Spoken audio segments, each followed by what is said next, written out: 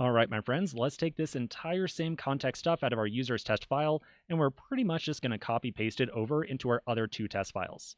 So I'm going to take everything from the const context require statement right there, all the way down to the bottom of our after all. I'm going to copy all that. I'll then take it over to my user's test2 file, and I'm going to replace the existing before all and after all with it.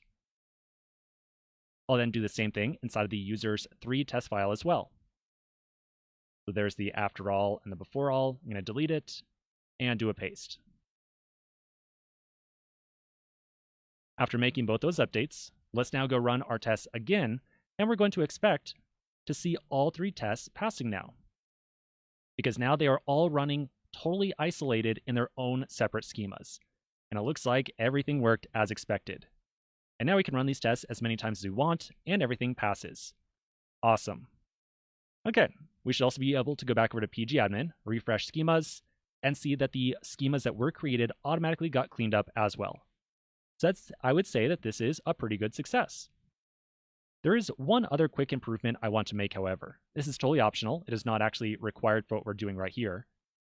One thing that we might want to do is to make sure that after every individual test inside of a file, we might want to delete all the data inside of our database.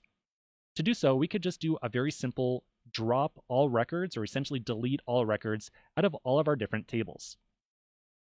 That will make sure that if we create any records inside this test file, and then this test right here, and then run some other test right after it, we'll be operating out of a totally clean, fresh slate. We could definitely just recreate our context entirely, but it's slightly faster if we just delete all the data out of our different tables. So we'll just do the slightly faster approach.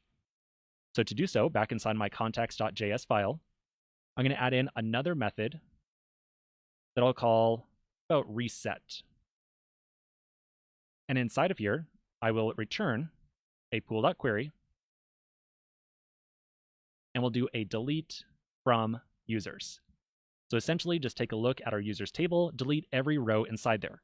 If you eventually have additional tables inside of your database, you could just add in more delete statements. So maybe you also want to, say, delete posts and comments and, who knows, images, whatever else as well. But for right now, you and I just have users, so we'll leave it just like that. So now to make use of this, back inside of our users test file, we can add in a before each. And inside of here, we can do an await context.reset. So that will make sure that we delete all the different rows in our different tables before each test inside of this file. Let's just do a quick another run with that. And yep, looks like everything still works. Okay, so this is definitely a pretty good test setup. We've now got some infrastructure put together that allows us to run as many test files in parallel as we want, and they're all going to be running in total isolation. So not only are we going to run our tests very, very quickly, but we're also going to make sure that one test does not interfere with another. So this is a really great setup we've put together.